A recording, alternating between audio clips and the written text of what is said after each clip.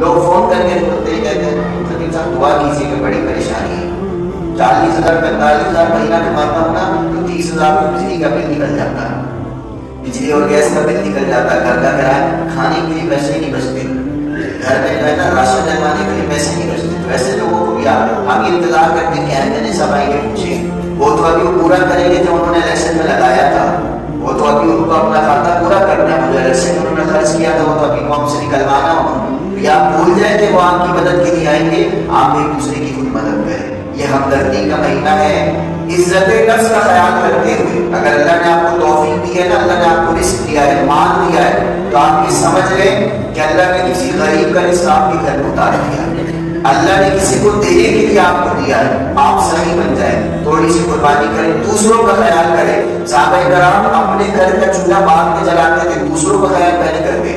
حضرت عثمان غنی ڈھونڈ کے لاتے تھے غریب کو، دسترخوان میں عزت کے ساتھ بٹھا کر کھانا کھلاتے ہیں۔ یہ نہیں کہ وہ لائن میں لگا دیا، وہ اماں جی بھی لائن میں لگی ہوئی ہے، وہ خواتین کو بھی لائن میں لگا دیا، اور چودھری صاحب کہتے ہیں جو لائن توڑے گا نا اس کو راشن ملے کریں۔ عزت نفس کو تذلیل نہ کریں، غریب کی عزت نفس کا خیال کرو کہ غریبوں سے ملو۔ ساری زندگی سوالات میں نہ گزارو، ساری زندگی ہاں سوال کرنا تو رب کی بارگاہ میں کرو، رب سے تم سوال کرو کہ رب بندوں کو تمہاری طرف